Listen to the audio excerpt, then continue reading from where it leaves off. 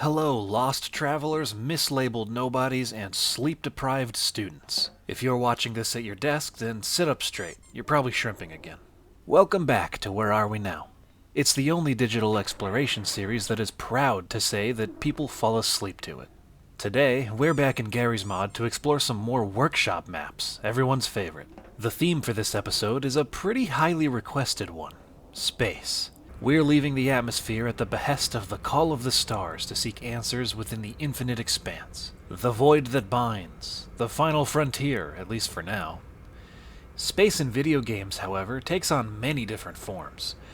Most of the time, it's just used as a backdrop for whatever gameplay or story you have in your game. But in some cases, outer space and all it represents can play a proactive role in the player's experience. Take Kerbal's space program, for example. One of the smash hits of the colored hair era of YouTube Let's Players. In Kerbal, space begins as your goal, what you're trying to achieve. You can spend hours testing and modifying your ships to make them good enough for space. Then, as you get up there past the atmosphere, space becomes this crushing force, threatening to suffocate or maroon your Kerbals for the rest of their tiny, insignificant lives if you don't build your ships well enough. Or in FTL, where you basically start out as fodder for whatever wacky antics that space has in store for you. From pirates boarding your ship to plasma storms that will tear you apart like wet tissue paper, you're at space's mercy in FTL. That game is hard. So I guess that's why space fascinates us so much. It's equally as terrifying as it is fascinating, and as beings evolved to recognize patterns, the impossible vastness of it all calls to us, doesn't it? Unfortunately though, most of the people watching this were born too early to conquer the stars, so exploring them in Garry's mod is going to satisfy that wanderlust for us today. There are a lot of space-themed maps available on the Steam Workshop, so I've combed through a bunch of them and handpicked some of the more desolately inclining ones to explore today. I'm fascinated with just how lonely space can feel, and add that onto Source Engine's innate creep factor, and I think we're in for a good one today, people. So strap yourselves in and brace for takeoff. You ready? Let's go.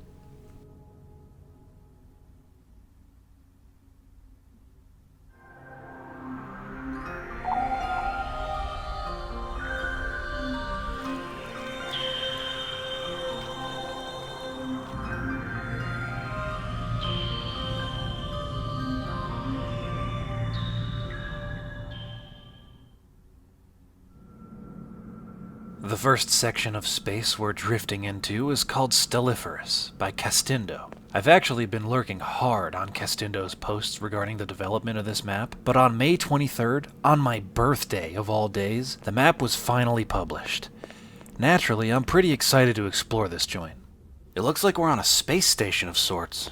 Wow, what a view. This is a damn nice skybox. We must be at least in the stratosphere looking at this height. Hey, what body of water is that? Geography never was my strongest subject. Actually, depending on how far in the future this is, that could be an entirely new body of water that doesn't exist yet in present day. There are some genuine force fields over in the corner here, and windows of this size that hold up against the vacuum of space are a long way off still. So I'm guessing somewhere around the year... I'm gonna ballpark it at around 4000 AD. That's probably not enough time for a new body of water to form, unless it's man-made, but force fields in space stations like this? Maybe.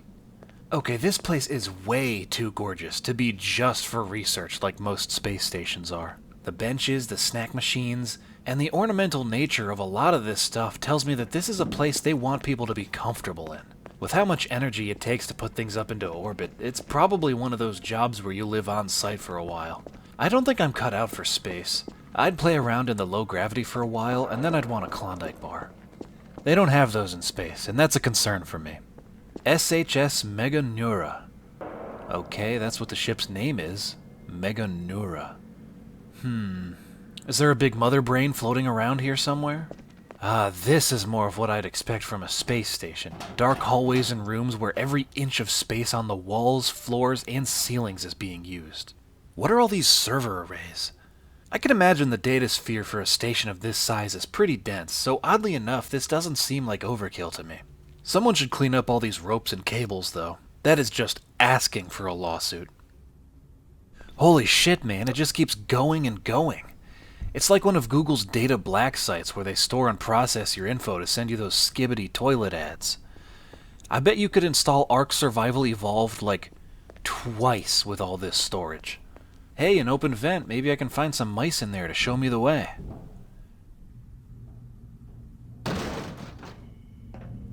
Whoa. Yeah, it's been a while, but I don't remember Shadow Moses looking like this. I think this is a weapon. The only other time I've seen a beam array like this is on the Death Star. This is definitely something destructive. Fingers crossed it doesn't activate while I'm here. Oh man, do you think there's a way to fire it? God, I hope so. It would be so sick to see this thing in action. If we climb down, we can get to this space catwalk thingy that appears to just be open to the outside. I haven't gone through an airlock or anything, and I came down through that vent. So that means that entire area of the station is compromised. Unless there's a containment field around the entire thing, I think I have to assume that this place is manned largely or exclusively by androids who don't need air. Or skeletons like me, but androids would be better. We're a rowdy bunch. All that aside though, this is extremely impressive looking for a Gmod map. You could almost fool me into thinking this was a different game. Almost, but not quite. The shadows and the anti-aliasing would give it away for me, but that's because I've spent more of my life in the Source engine than anyone probably should. A lot of you have too, but it's a good escape, you know? The reality is that the world fails us sometimes, so you should have your own to immerse yourself in when that happens. So I'm thinking that must be the exit housing for the beam. It's perpendicular to the array I just came from, so they must be using mirrors for it. I don't know, maybe it's just for mining or planet cracking like the USG Ishimura from Dead Space. That would be lame. If you want to mine, enchant a pickaxe. Big-ass lasers like this should turn entire mountainsides to blackened glass. Alright, let's go back inside. This low gravity is going to hurt my bone density. Oh hey, check this out! This is nice. It looks like they have some environment simulation windows here. That's Vietnam, right? Gorgeous country. Great coffee, too. This is kind of an old-fashioned simulation for how far in the future we seem to be. This would be kind of like having medieval landscape paintings in your home now. Maybe the android crew was manufactured in Vietnam. Well, this is a nice change of pace. Some of these plants even appear to be real. How's that for authenticity? I bet this is one of the wings that they show potential investors when they tour the place. A working stiff like me sees right through the grandeur, though. Like, you probably shouldn't have electronics so close to this water. God damn, they've got a pool, too? Is this a weapon of mass destruction or a resort? Shit, maybe it's both. How ignorant am I? Of course you're gonna need places to relax. You're about to be partially responsible for the deaths of billions. I bet they had places like this on the Death Star, too. Oh hey, in the next room, we've got another good-looking simulation window. Let's see if I can guess where this is. I can't believe they finally added GeoGuessr to Garry's mod. At first glance, it kind of reminds me of Washington, but this is a very congested suburban area, and the cars are driving on the left side of the road, so I think it's somewhere in England. I don't know where, though. I'm not familiar with English cities besides London and Bristol. Why should I be? What have the English done for me besides taxation without representation and the War of 1812? And Taskmaster, and Warhammer 40k, and Hugh Laurie, and Donkey Kong Country, and Old Greg. Okay, I guess they're not that bad. Do any English viewers want to chime in and tell me if I'm right about this being somewhere across the pond? What are all these doors lining the wall here? That one's unlocked. Oh, these are apartments!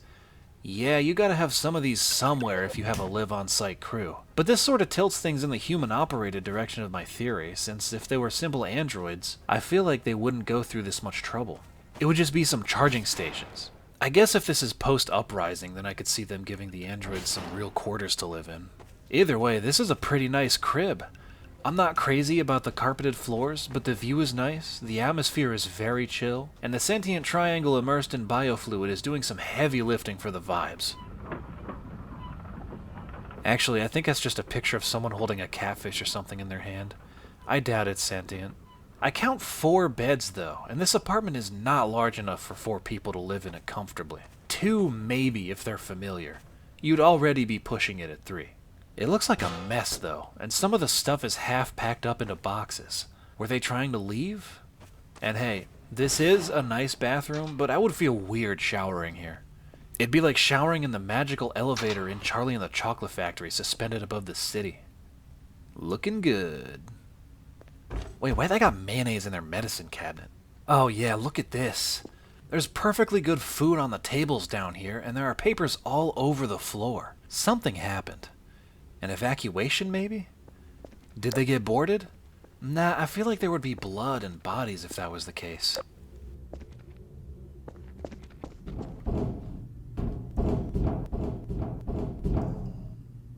Guys, I think I'm lost. These vents need signposts or something. Whoa, steep drop. I got an idea.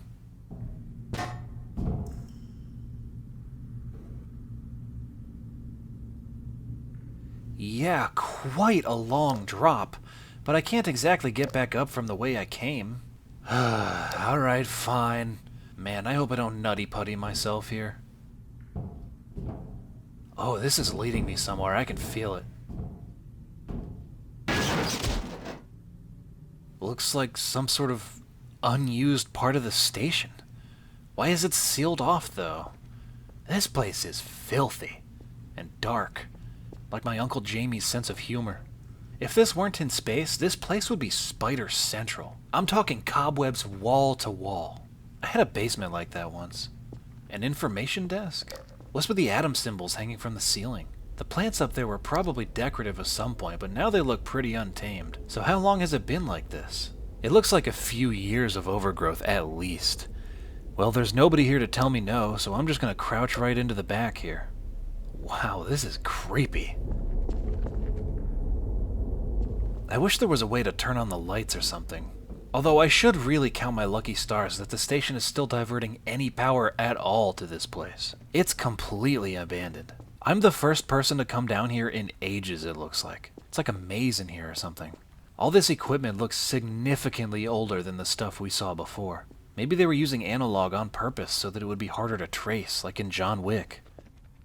Oh, a vent. Don't mind if I do. What's this thing? It's like a glass case with a thingy inside. It doesn't open, though. We need a key or something.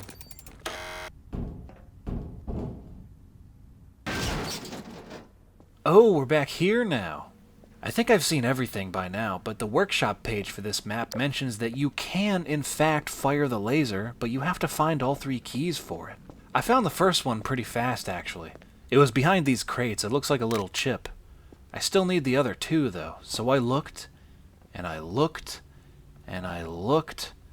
Guess how long I had to look for? Guess. Half an hour. That's how long I wandered the steely corridors of the station to find the next clue. I was actually so ecstatic to have made progress that I allowed myself a few gleeful hops. I never do that. What I found is that this drawer in the apartment from earlier is locked, so I'm thinking the second key must be in there.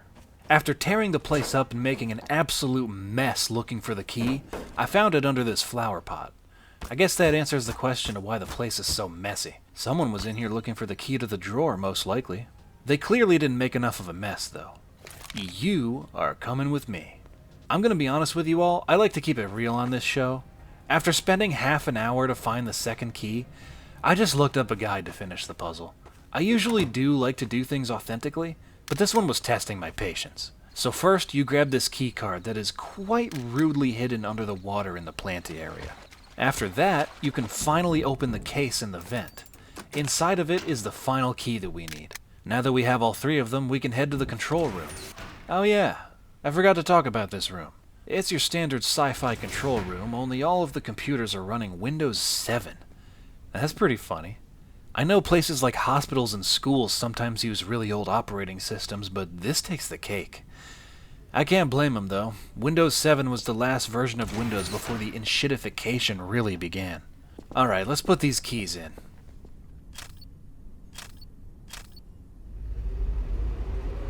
Oh yeah, power's on, baby.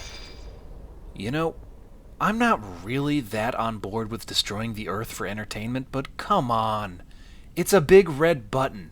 100% of you watching right now would fold in this situation.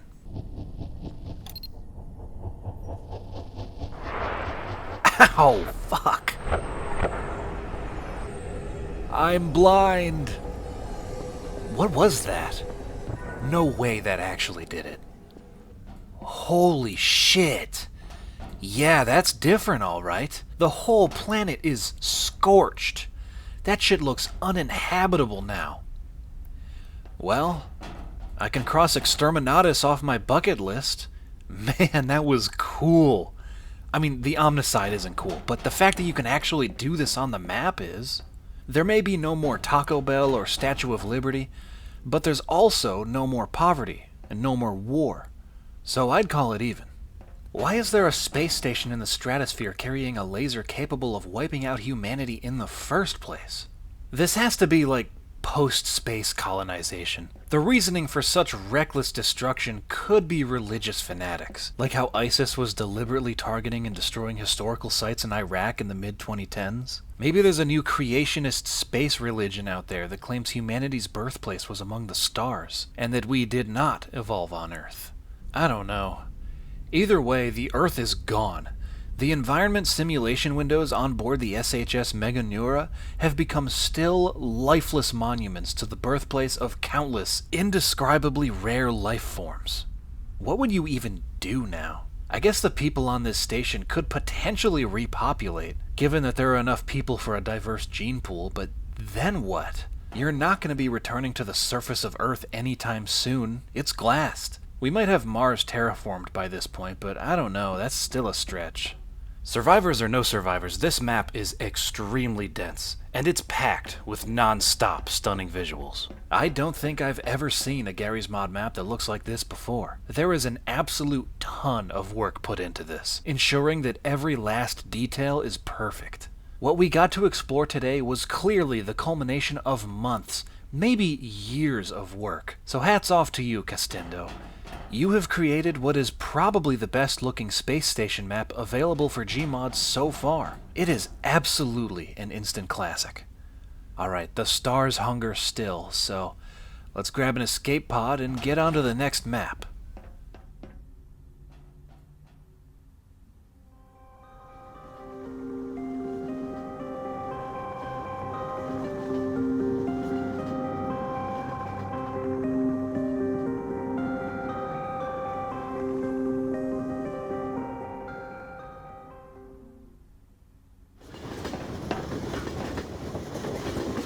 This next map is called Space Train by I Like Creepers. It has us starting out on a train that is, you guessed it, moving through space. I think we're in one of the storage carts. Oh, you can just walk right outside like it's nothing. Must be some kind of containment field because we have gravity too. Yeah, look at those tracks. It looks like it's building them on the fly, which begs the question, why is this a train in the first place? Was the chief engineer just obsessed with old tech, or is this some new propulsion system that's more efficient than rockets? There's a lot of form over function here. Just look at this table. What do you need the umbrella for? It doesn't rain in space. Actually, this would be a nice place to sit down for lunch with some buddies if it weren't for the noise. Yeah, you'd have to shout at each other just to be able to have an ordinary conversation. It's loud. Let's go back inside. The next cart up is more storage, and I have to wonder what's inside. It seems like too many crates to be passenger belongings. Unless, of course, this is a one-way trip to an asteroid colony or something. What is this area, a security checkpoint? I guess whatever the cargo is, it must be valuable if they have people stationed here to only let certain people through. Hey, what gives with these furnishings? How come there's a toilet here where there is no privacy at all? There's a giant glass pane right next to it, and there's bound to be some foot traffic through here. Maybe the people of the future don't care if people watch them make twos. Does the security guard live on site, like he doesn't even have his own room? Damn, they need to unionize around here. That is ridiculous. I'd like to comment on the early 2000s motivational posters here. Usually these things are sprinkled around as a seasoning on maps like this. Here, all 6 of them are plastered up on the same wall in a very uniform fashion, as if the train gives them out like they're rewards or something. It reminds me of when fast food joints pin up their good health inspection scores behind the counter, as if that's not the bare minimum. This cart confounds me. A row of 18 sinks on one side of the partition, and on the other side, stoves with some pots. I get that it's probably a kitchen, but what do you need so many damn sinks for? There's also a bunch of recycling bins lining one side of the room, so I propose this. During meal times of the day, this cart is a kitchen where meals are prepared for passengers and crew. At night and in the evening, I think it's a possibility that they take the recycling bins around the train, collect them here, and wash everything in these sinks before melting the raw materials down over the stovetops, to be repurposed for whatever else they might need. We're isolated in space after all. Every part of the Buffalo should be being used here. Recycling would be a requirement on board this thing, because if you don't, you're gonna run out of stuff. In space, it's recycle or be recycled. There's a balcony over here for the recyclers to take their breaks on. You know you'd be gasping for air with all the fumes billowing around in there at night. Wow, this skybox is beautiful. The painterly space clouds are all swirly and fluffy, and the occasional bursts of white and red in the impossible distance give it some good contrast. I think it's from space engineers. And what is that? Is that a celestial body I see? It might be a planet, but I don't know. It looks a little strange to me. Maybe it's our destination. It's gorgeous, whatever it is. If these nebulous clouds were volumetric, or if it was just animated, I could stare at this sky for minutes. The next cart over appears to be the living quarters. Every room has the same setup. 2 bunk beds, a small flat-screen TV, and some other sparse accommodations. Some of them have phones, but not all of them. The ones without them are probably for children. Yeah, it's becoming more and more clear to me that this train is not a luxury experience for the rich like you'd expect. These rooms are very economic, which leads me to believe that the people traveling on this train are probably doing it out of necessity. Could this be some sort of mass exodus from Earth or something? There are 2 of these housing carts, each with 2 floors of rooms, each floor with 5 rooms. With each room having enough beds for 4 people, that's a capacity of 80 people. With a capacity that small, there must be a ton of these things chugging through space. We're probably on board one of a million of these space trains, assuming this is some sort of colonization effort or evacuation. Hopefully, wherever we're going, they have a better textile industry, because Jesus, that's one of the ugliest rugs I've seen in recent memory. I bet it's brown so that when it gets dirty it doesn't show too much. Also, the bathrooms are just toilets and sinks. So have we just eliminated bathing this far in the future? Does everyone have their very own biosphere of nanomachines that keeps them clean and fresh? One of the bathrooms has plywood over the window instead of glass, so I wonder what the story is there. It's probably sad. This cart appears to be some sort of scenic view area, with trees being lit by lamps from below. It looks pretty nice, but it's not nearly enough trees to create enough oxygen for even one person, so it strikes me as a waste. This cart would be much better suited as a farm cart, where fresh produce can be grown. I bet this is where birthday parties and other get-togethers happen, if that's even allowed. Oh, I take it back. This must be where the parties happen. It's a bar. Okay, it's not too bad. The seating arrangement is a little weird, but it works. Leather's easier to clean. And I am intrigued by the little coasters made up of little cut-up pieces of carpet. The selection of beverages looks to be a little lacking, though. I hope you like beer. I don't. I think it tastes like piss water, but if that's all there is, then sure, I'll have a beer. The appearance of these cash registers actually has huge implications for this place. Assuming they aren't there for decoration, their existence heavily implies that there's some commerce system in place on the train, and that passengers or crew can come here to purchase drinks with some form of currency. That implies the existence of jobs that the passengers could do, right? So what kind of jobs are there? Well, there's a security checkpoint in the cargo hold, but I would bet my credits on that being exclusive to the predetermined crew, since if you let a passenger do that, what's going to stop them from letting their friends through all willy-nilly? The kitchen is probably where most of the 80 or so passengers capable of working would earn a wage. There's always going to be a need for people willing to shape recycled food material into patties and slap it between 2 synthesized buns. And on top of that, there's a second kitchen below the bar that I haven't talked about. There's also those who could work as janitors, keeping the train clean and germ-free. The bar itself could have a rotating staff of maybe 4 to 6 people, I would guess. I think there would also be scavengers who sit up on the roofs of the carts with some strange futuristic net to grab debris as it flies by, as well as some recycling enforcers who go around to make sure everyone is doing their part for the colony. Overall, I think this train is pretty well employed. It would have to be. Traveling through space doesn't leave much room for unemployment. The next and final section is the engine of the train.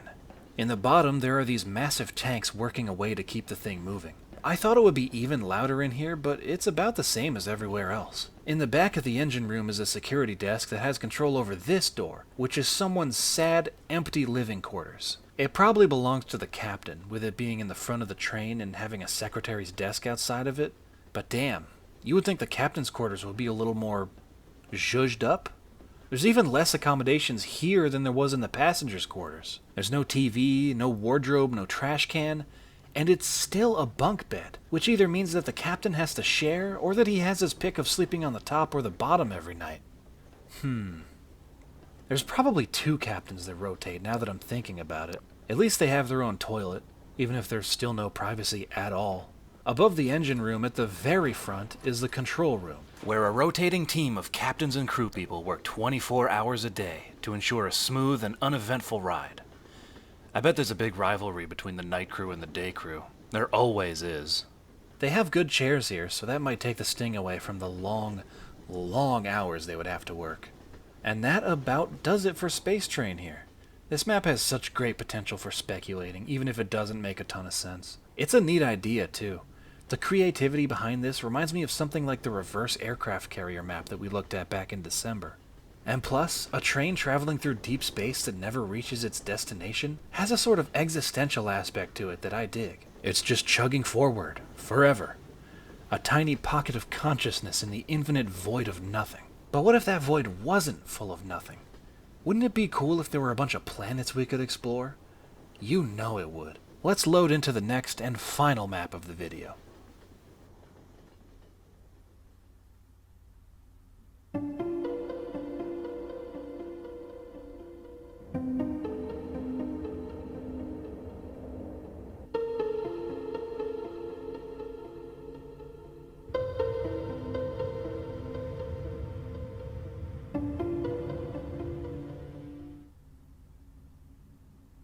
This map is called SB Omen, originally created by Sumco many years ago, and updated by Enkitis System.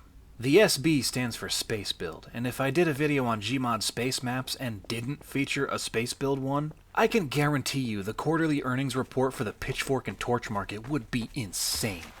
For those of you who aren't familiar, Space Build is a game mode for Garry's mod where you're meant to build a ship from scratch on your starting planet, and use it to explore space. It was pretty special back in the day, since the number of games that could deliver an experience like that was slim to none. I don't think many people play it anymore, which is sad. This Space Build map in particular was a fond memory for me. I played it years and years ago in like 9th or 10th grade with an old friend. We've long since grown apart, having walked entirely different paths both politically and professionally. But the memories we shared here together are still a cherished souvenir for me. Tyler, if you're out there, I hope you're happy, man. Anyway, since it's been a long time since I've even seen this map, I think I'm in for a nostalgic treat. If memory serves, and about half the time it does, there's even an objective you can complete. Only time will tell if I can actually do it, but I'm gonna try. Earth here is pretty familiar. It has your typical Earth trees, Earth grass, empty Earth buildings. This thing looks important though, it's some sort of color-coded machine. There's even Earth people walking around, but they don't want to talk to me for some reason. Oh, and there's an actual day-night cycle, and when it's nighttime, you can look up and see all the planets we're gonna explore later. Cool, right? Now, I don't have the game mode installed or anything, but in the spirit of Space Build, I'm gonna pay tribute to the servers of old and build my own spaceship. I haven't done this in a long time, so bear with me here. I don't have WireMod or anything else fancy installed either, so I'm gonna go with the time-honored classic combo of hoverballs and thrusters.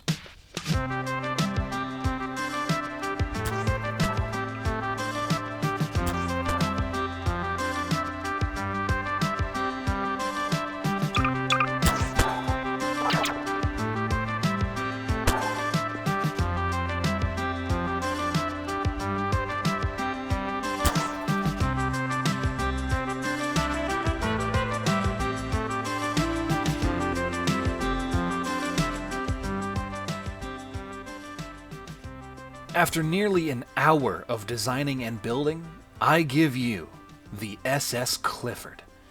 I have built not only a spaceship, but a traveling home as well. Come on, let me give you the tour. As soon as you walk in, you can see that I went for an open floor plan.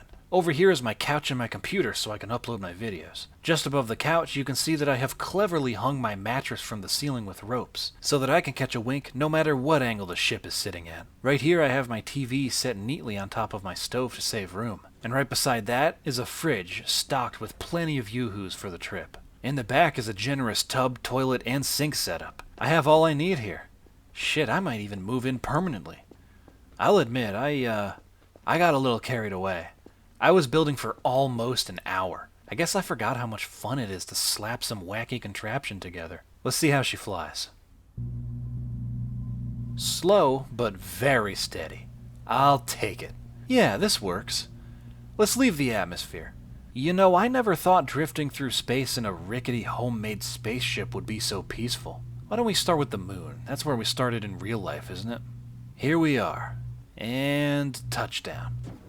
There's not much going on the moon. There's a rover, some craters, and that's kind of it. Pretty boring. Like the real moon, except this one isn't made out of cheese. That's okay. That's why we call it science fiction. Let's leave. I've got my eye on Jupiter over there. It's smaller than I remember, and Jupiter always reminds me of those expensive Ferrero Rocher chocolates that you used to be able to get at the Borders bookstore. Well, as kids, my parents told us they were expensive, but since growing up, that illusion has since been shattered for me. They're not that pricey. Whoa, Jupiter's windy this time of year. I'm gonna try to land down there. Yeah, not the most hospitable planet, but I'd hang out here for a little while. Maybe play solitaire for exactly 5 seconds before the cards get ripped out of my hands by the intense winds. I remember there being something on one of these floating rocks, but I don't remember what. This is a really cool planet, though, especially after the disappointment of the moon. Oh, there's something. Let's back it up here real gentle-like. Good. What are you? I don't see any electrical components or anything. Maybe it's worth money. You're coming with me. With any luck, this is some sort of alien Little League Glorp Ball trophy that I can swindle some squid's dad out of for 20 bucks. Ah, much better. Now I can hear myself think. I'll admit, Jupiter would be a pretty good place to hide an artifact like this. I wouldn't go looking there specifically, but I would blindly stumble across it and end up keeping it. That's on brand for me. This is an interesting mix of real-life planets and made-up ones. Like, I recognize this as Mars, but the green sickly-looking planet up there, I have no idea. Hey, what is this thing above Earth? It's like some kind of platform. It sort of looks like a teleporter. Maybe we can activate it somehow. Where to next, though? Yeah, I think green planet. It looks like there could be water there, and therefore life. Look at that seamless transition. Eat your heart out, No Man's Sky. Yeah, let me try not to land directly on the fire. That would be good. Perfect. Not so bad here. It's very Earth-like. Minus this, finger thingy. I think it's a good thing that we don't have whatever this is on Earth. The internet's already scandalous enough. Hey, it's Vorts! What's up, fellas? I've always dreamed of dapping up a Vortigaunt with their chest arm. They're so chill. They are straight vibing here, making a muck soup, conversing with the winds and whatnot. They actually don't seem to care about me for whatever reason. Hello? Can I have some soup? No, all for you? Alright then. Probably tastes like worms anyway. When I encounter alien species out here on the frontier like this, I'm always optimistic that I'm going to encounter some complex culture with social hierarchies and faux pas and stuff. But you discover naked aliens staring into a fire more often than you'd think. I mean, there's the Stonehenge that they're standing inside of. That's fairly impressive. There must be more of them underground somewhere or something if they moved those big-ass rocks. There's also the rock stacks over here, so that's what they do for entertainment, I guess. What's this? You can pick the berries off this bush. Cool. Maybe if I gather some of these for the chef, he'll share his soup. Here you go. We are honored. Oh, that actually did something. I was just fooling around. He gave me this stress ball to squeeze. Thanks, chef. Man, antlions are such a neat design.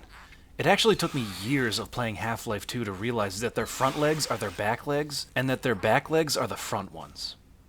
Alright, I've seen all there is to see here. I'm gonna leave before I wipe out the entire species by introducing them to a foreign bacteria or something. I think I want to head to that blue planet down there next. What is that, Neptune? The butt one?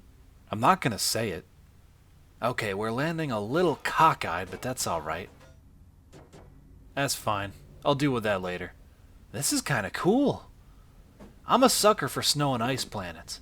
Ever since I saw The Empire Strikes Back, I've thought the idea of an entire planet being blanketed in snow was cool. On Hoth, the unforgiving climate gave way to resilient life forms like the Wampa and the Tauntaun. But I don't see any of those here, or any life for that matter. This planet reminds me a lot of the Phendrana Drifts area from the original Metroid Prime. Man, what a game that was. I have colorful memories of spending hours on my GameCube trying to find each and every missile upgrade to get the true ending, using the X-ray visor to scan every single suspicious wall in the game until I finally found them all.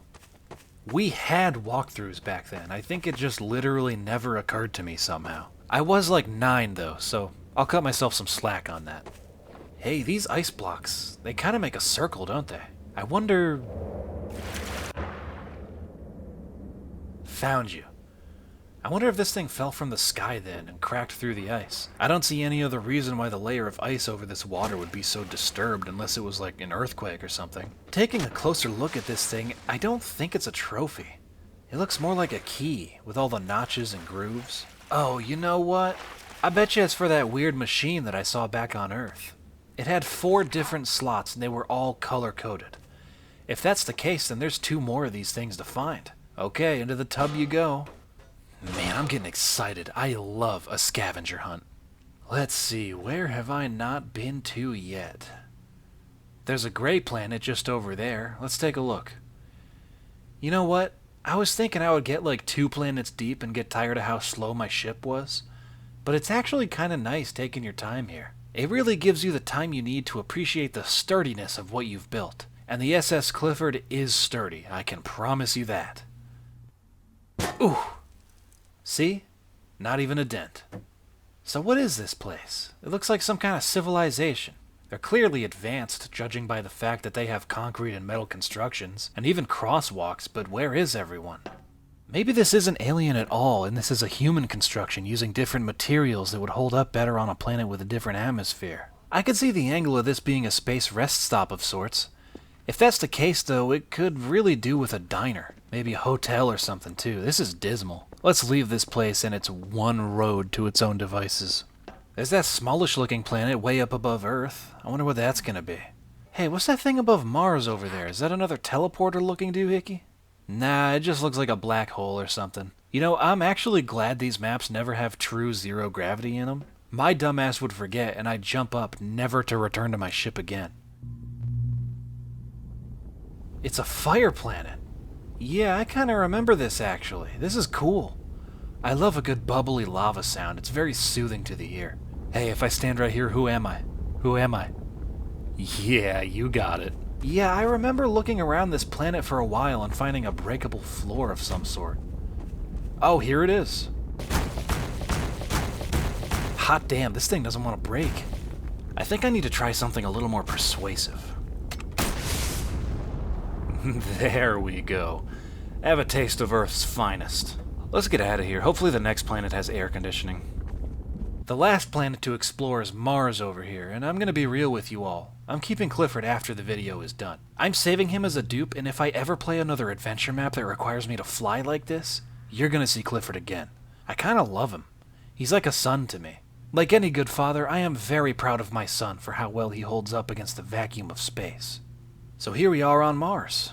This planet has always fascinated me, ever since I was a kid, because it used to be not too dissimilar to Earth. There was probably life here once upon a time, billions of years ago, in real life. Look, this looks like a dried up riverbed or something. There's a fossil just neatly dug up and placed here. Alright. Someone excavated this and just left it here? I don't really care if I don't need it. I'm taking it with me anyway. I like it. It could be a good coffee coaster or something. So Mars is super cool because it's the most habitable planet in our solar system, other than Earth, obviously. Give it a few more thousand years, and there might even be a colony here. I don't really fear death, but I do have post-mortem FOMO, you know what I mean? So much awesome and interesting history is going to happen after I'm gone. And knowing that I won't be able to ever know about it is like torture. In an ideal world, there's like a spectator mode or something after you die, so that you can see Mars get colonized, the cure to the common cold get invented, Half-Life 3 come out, etc., etc. Hey, there's a cave! Let's see where this leads.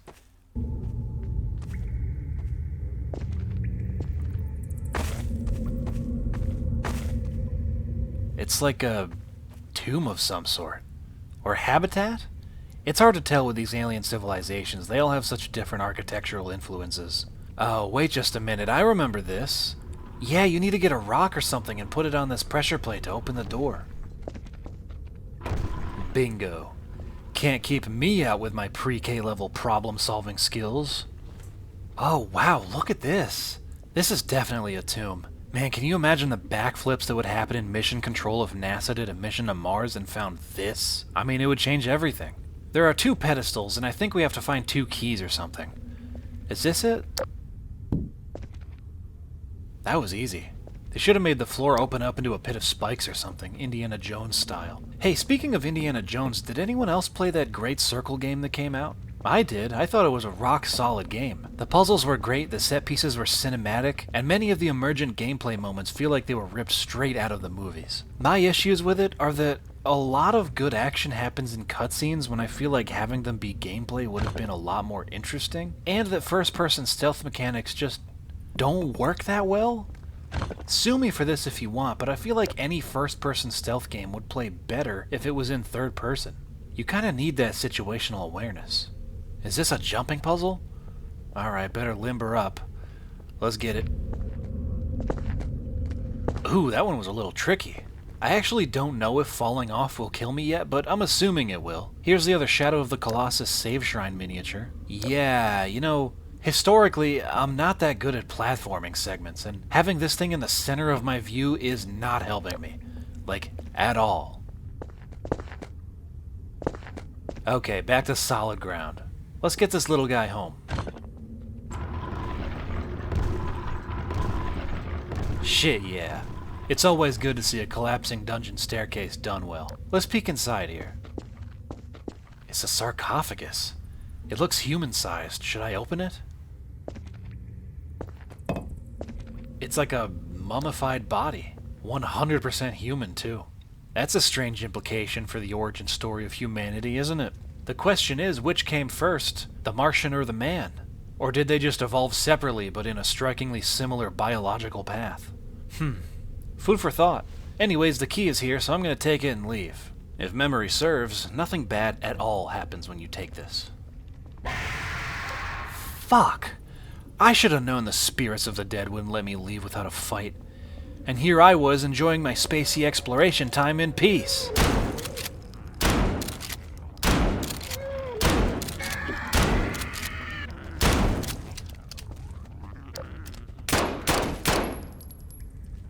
Stupid 21st century guns and needing to be reloaded all the goddamn time.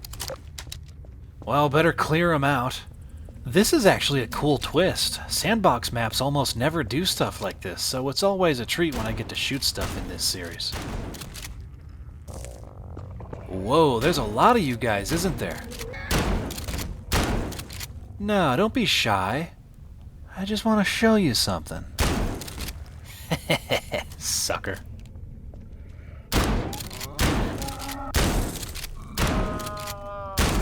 Holy frijoles, this gun kicks ass.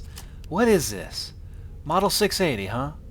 Hey, I'm not sponsored or anything, but next time you're considering delving into a tomb that may or may not have ancient horrors in it, pick yourself up one of these bad boys.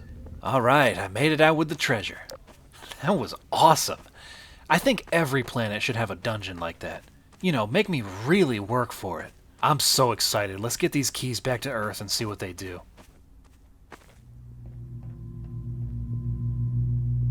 Home sweet home, finally. We did it, Clifford. We conquered space. Unfortunately, I have been welding the key thingies to my bathtub to keep cataclysmic physics bugs from happening, so I actually have to remove the tub to get them free. But that's okay. With the money I could make with these discoveries, I can buy Clifford all the tubs in the world. Okay, so that is what they're for.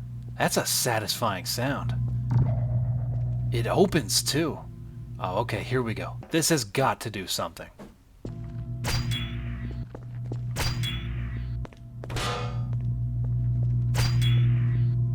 There, they're all in. Whoa! What is happening? Is this normal? Did I do something bad again? It feels like I did, but I don't know. Maybe the earthquakes and explosions are good. There's a beam of light reaching straight up towards that thingy above Earth we saw earlier. I think I have to get up there. Come on, Clifford. One last ride.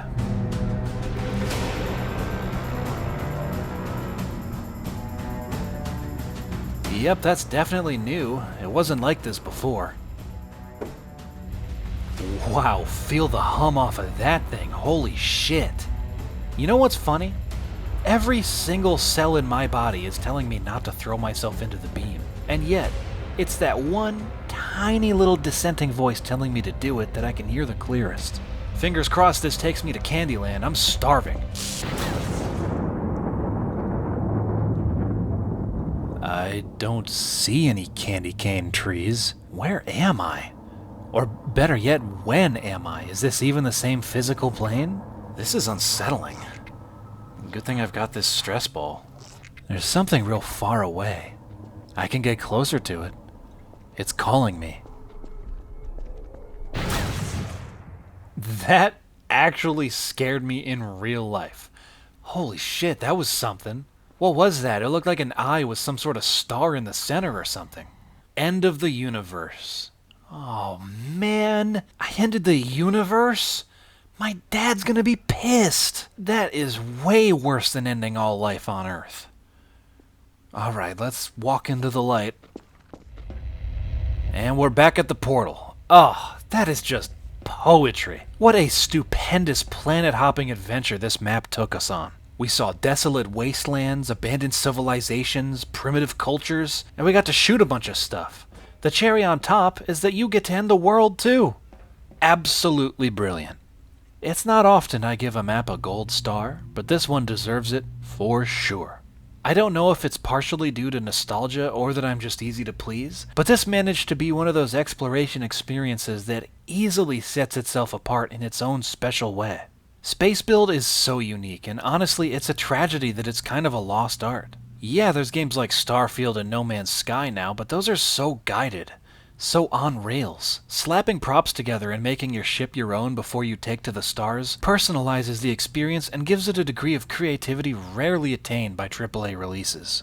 Very few people, if any, have built the SS Clifford like I have here and had the exact same adventure. It makes me want to travel back in time to experience Gmod multiplayer servers at their peak in like 2012 or so. You know, scream at a 12-year-old, get banned for prop pushing, the typical experience.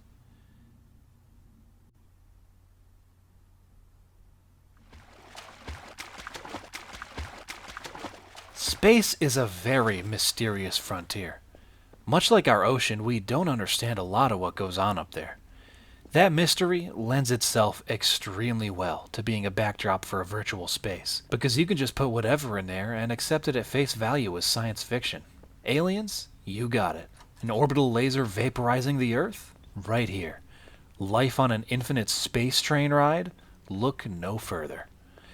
We got a pretty healthy dosage of the wonders of space in this episode, and it's all thanks to talented artists bringing the images from their imaginations into a walkable, explorable digital space for all of us to enjoy. Thanks to these stupidly talented map creators, Garry's Mod allows you to experience the wonders of deep space from the comfort of your own home, without suffocating. When I think of space, I think of real space first. Things like the moon, the millions of light years between rocks with nothing on them, solar winds. It seems pretty empty up there. But in enduring that emptiness, the odyssey of the human mind is revealed. Wielding our wild imaginations like brushes, we paint on the black velvet void of space images of starships carrying our dreams into the expanse, the metallic hull of the vessel gleaming coldly under the light of 1,000,000 stars as we drift ever onwards. Our imaginations go further and further away from home, like a baby bird leaping from the nest for the first time, dreaming dauntlessly of spread wings to conjure the image into reality. What happens when we reach the ground is our choice to make, and ours alone. Man, space makes me go hard in the thinky. Thanks for tuning in to Where Are We Now? I hope you had fun.